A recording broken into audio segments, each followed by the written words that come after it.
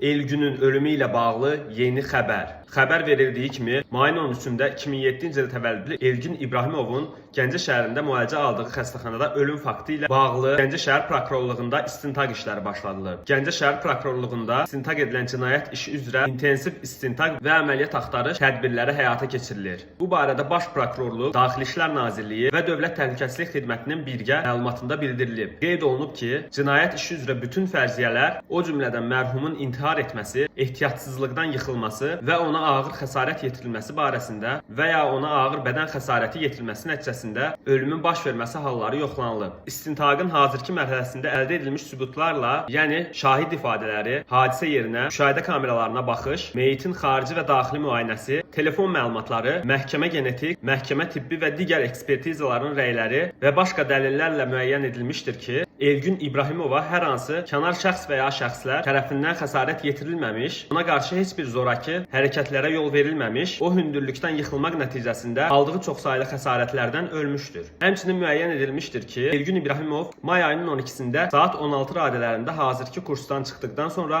mobil telefonunu sataraq ayrı-ayrı şəxslərə olan borclarını qaytarmışdır. Bundan sonra Elgün Gəncə şəhərində yerləşən Naxışçay evində tanışları ilə görüşüb, birlikdə spirtli içki qəbul etmiş, saat 19:40-da həmin yeri onlarla birgə tərk edib, Abbas Səhət adına bir saylı şəhər xəstəxanasının qarşısına qədər gələrək orada tanışlarından ayrılmış. Həmin vaxt Elgünün üzərində hər hansı xəsarət izləri müşahidə edilməmişdir. Daha sonra Elgün saat 20:17-də marketdən 2 qutu siqaret alıb əvvəllər də mütəmadi olaraq vaxt keçirdiyi Gəncə şəhər Xəlafov 115 ünvanında yerləşən Texnologiya Universitetinin istifadəsiz yataqxanasına tək halda getmiş, qeyd olunan yataqxananın 5-ci mərtəbəsindən məhəccərsiz eyvana çıxaraq orada bir neçə siqaret çəkmiş və eyvandan torpaqla örtülmüş sərt-səhti olan həyətə yıxılaraq çoxsaylı xəsarət almış. Saat 22:52-də ərazidə olan gözətçi tərəfindən yerdə yaralı vəziyyətdə aşkar edilərək təcili tibbi yardım avtomaşını vasitəsilə xəstəxanaya təxliyə edilmiş. May ayının 13-də almış olduğu xəsarətlərdən xəstəxanada ölmüşdür. Bir daha xatırladaq ki, istintaq aparılan dövrlərdə cinayət işləri üzrə məlumatların yayılması yalnız rəsmi qurumların təsdiqlədiyi informasiyalar əsasında həyata keçirilməli, xüsusilə cəmiyyətin həssaslıqla yanaşdığı məsələlərdə məsuliyyətli və qanuna uyğun davranılmalıdır. Mediadan, sosial şəbəkə istifadəçilərindən və ictimai fəallardan bu məsələdə yüksək həssaslıq göstərmələri istintaqın gedişinə mane ola biləcək və cəmiyyətdə çaşqınlıq yarada biləcək informasiyaları yaymamaları xahiş olunur.